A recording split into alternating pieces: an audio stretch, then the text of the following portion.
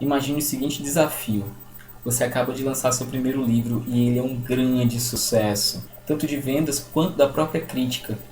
Você é então considerado um dos grandes nomes da literatura do seu gênero na atualidade.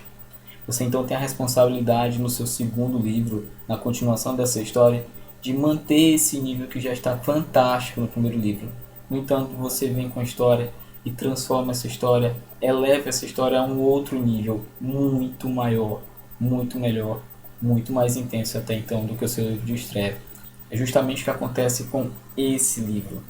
Antes da Forca, do autor Joe Abercrombie, um dos maiores escritores da atualidade, um dos grandes expoentes. Se você acha que Martin escreve de uma maneira intensa, onde as batalhas são vivas, os personagens são intensos, você precisa conhecer este autor. Hoje o Magic Book fala sobre esta obra-prima, Antes da Forca, de Abercrombie, aqui no Magic Book.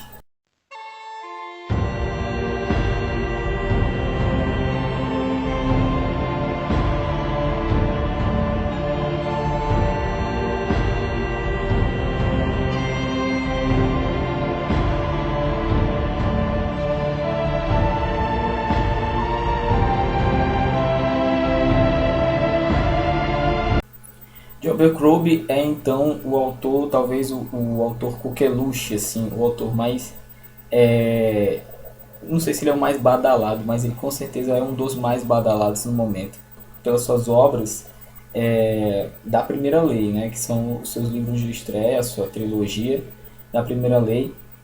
Esse segundo livro, que é o Antes da Forca, obviamente continuação do primeiro, mas é uma continuação que deixa, é muito importante dizer, ela é muito melhor do que a primeira. O que é difícil manter nível, é difícil você conseguir escrever um bom livro na primeira e conseguir manter um bom livro de transição entre o começo e o fim da sua trilogia, no caso no livro 2, e deixar esse livro realmente interessante. É impressionante como este homem faz isso bem feito. Eu não tenho a menor ideia se o livro 3 vai ser tão bom quanto, mas ele teria que caprichar muito para estragar a história. A história do livro, então, ela segue imediatamente os fatos que ocorreram no primeiro livro, quando então o grupo montado por Bias, o primeiro dos magos, agora formado por Gesaldan Luta, um tenente importante, mas um homem extremamente arrogante, sem qualquer tipo de empatia com o próximo, a Ferro Maljin, uma excelente guerreira, uma ex-escrava que se tornou então um tipo de guerreira mercenária, assassina, que foge das mãos dos seus antigos raptores. Uma mulher selvagem, extremamente agressiva e de espírito extremamente individualista. Também temos então o navegador chamado Pé Comprido, que é o grande, o maior navegador do planeta, do mundo, de acordo com ele mesmo, que vai guiar esse grupo de heróis até os confins, a borda do mundo. Temos também Quai, aprendiz de Bias, o primeiro dos magos, e fechando esse grupo inusitado e tão diferente, temos Log Nove Dedos, um dos personagens principais do primeiro livro e que se destaca também nesse segundo livro. A história segue então a jornada desses heróis, né, desses personagens, em torno dessa saga, dessa odisseia, até chegar à borda do mundo, com o objetivo então de recuperar um item, um bem, que pode fazer com que o poder da balança penda para o lado, no caso do Bias, né, contra os seus inimigos, que são aqueles que profanaram a primeira e a segunda lei, que são aqueles que estão agora em Gurkul, que é uma das grandes nações do mundo da primeira lei, e que estão atacando o Reino Central, as cidades do Reino Central. O que é muito mais do que apenas uma guerra de reis por territórios ou por poder, na verdade remete a fatos, a acontecimentos de épocas quando ainda existiam apenas os antigos seres que eram praticamente semideuses. homens com sangue de anjos e demônios, e que guerrearam e lutaram muitos e muitos milênios antes da própria humanidade existir. Baez então une esse grupo, cada um com uma finalidade, cada personagem ali tem um papel importante a ser desempenhado nessa jornada, porém você está falando de um grupo de pessoas completamente diferentes, com motivações, com objetivos e personalidades muito diferentes. Vale lembrar que Gesalda Luta é aquele mesmo personagem mesquinho, idiota, que todo mundo detesta no primeiro livro. E agora então ele vai se unir a Logo em Nove Dedos, um grande herói, uma lenda nórdica, e um homem que tem um passado muito sombrio, que não fica muito claro no primeiro livro, mas que vai sim ser abordado de maneira muito mais intensa e muito mais rica nesse segundo.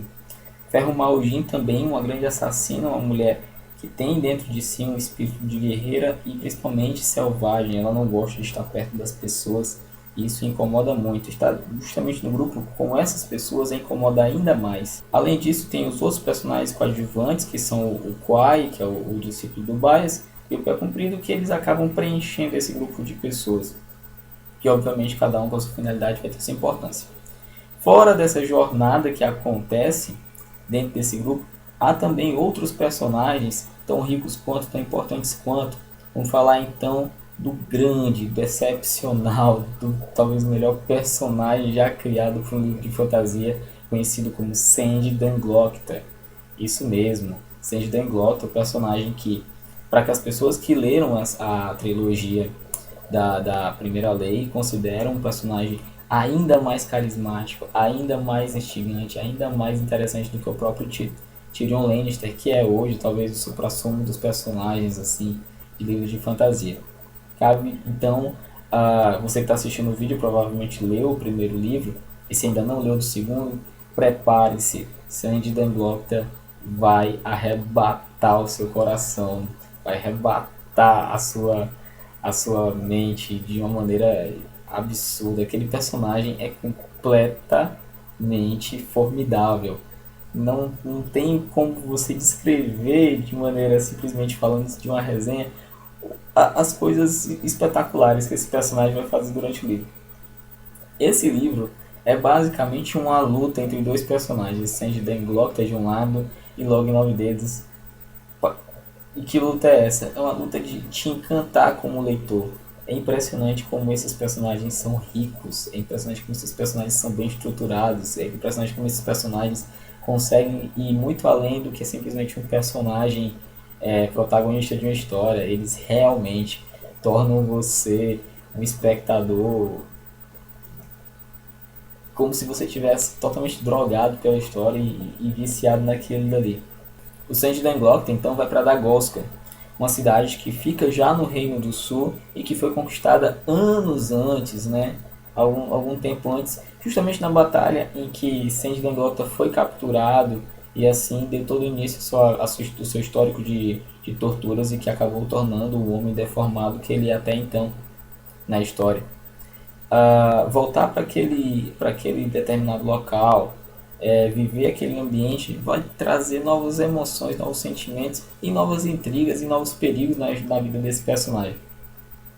Sandy Danglocta então se vê cercado por um grupo de inimigos traidores de todos os lados, o qual ele não pode confiar em ninguém a não ser nos seus práticos Frost e Severage, e também na própria prática Vitari, que ele sabe que na verdade é uma espinha que está lá justamente para prejudicá-lo. No entanto, ele não tem outra opção que não seja contar com ela para inúmeras situações extremamente arriscadas. Vale lembrar então que no sul a Ferro Maujin foge então no primeiro livro com principalmente o perigo de ser encontrada pelos magos comedores de carne, né, que são seres extremamente poderosos. Pois bem, Sandy Danglocta está lá no meio do caminho desses magos comedores de carne. E esses comedores de carne vão ter que pagar muito caro por estarem no caminho do personagem mais foda dos livros de fantasia. Enfim, seguindo ainda a linha dos outros personagens, temos então o Coronel West, né, que também faz parte do contexto dos personagens principais. Ele que não é tão destacado no primeiro livro, mas que no segundo livro é sim um personagem protagonista. e vai contar a história então pela visão das pessoas que estão lutando no norte, né? Vale lembrar que Berthold, o Berthold, é o rei, o homem que se auto-intitulou o Rei do Norte, está também em batalha com o Reino Central.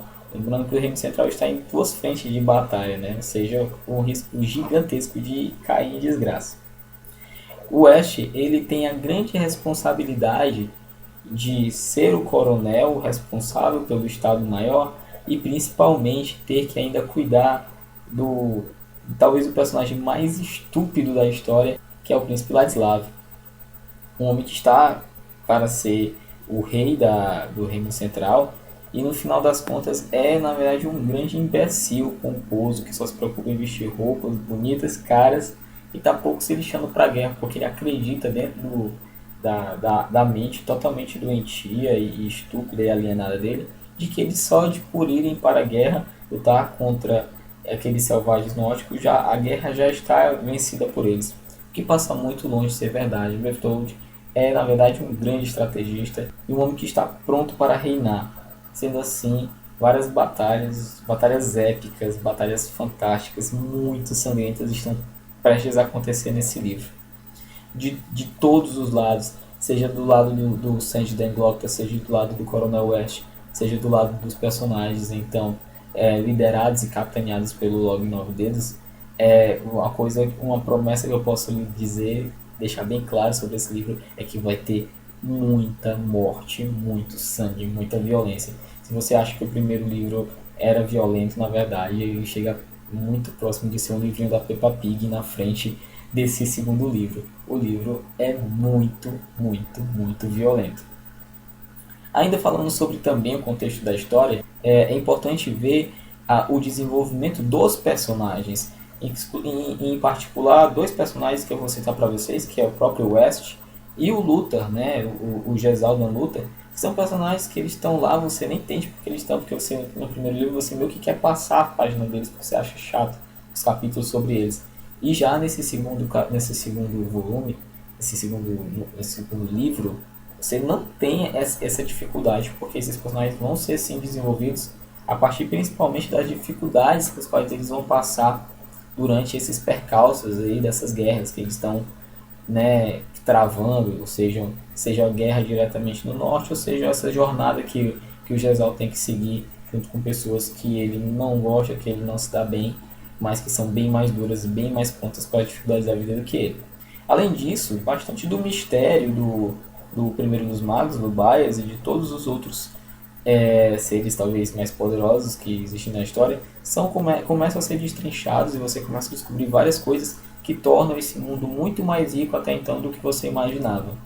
Outra coisa também importante salientar, esse é sim o livro do Glokta. Porém, o Log 9 Dedos é um personagem que se realmente deve se olhar com muitos elogios.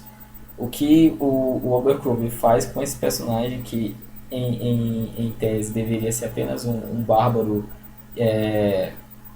matador e sem qualquer tipo de profundidade, o que ele faz é justamente o contrário disso, torna esse personagem riquíssimo, denso, profundo, e você realmente acaba entrando dentro do espírito dos seguidores, e o que faz também você entender porque aquele grupo de homens nomeados, né, sejam a Barca Negra, Três Árvores, Tulduru e todos os outros homens muito duros e muito cruéis, como é que eles conseguiam seguir cegamente um homem como o Log 9 Dedos, o Nove Sangrento?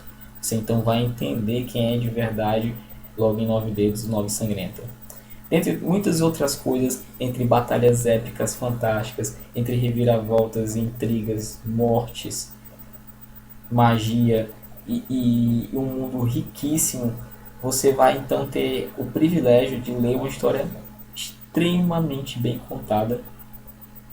Talvez quando chegar ao final do ano, provavelmente figure entre os melhores livros que eu li nesse ano de 2015, e é talvez o livro que eu mais recomendo aos fãs de Crônicas de Gelo e Fogo.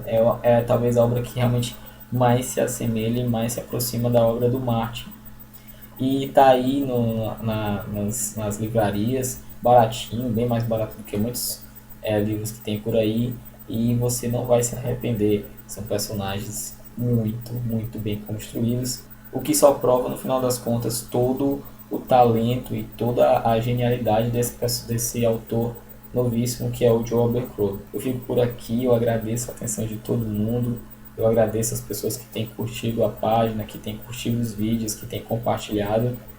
O canal só vem crescendo ao longo do tempo e obrigado pelo apoio de todo mundo, pela a Livraria Cultura, que também me apoia agora.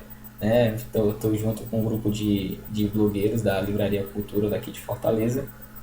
E é isso, pessoal. Muito obrigado. Leiam, leiam esse livro, leiam outros livros também. Eu agradeço mais uma vez a atenção de vocês. Um grande abraço e até a próxima.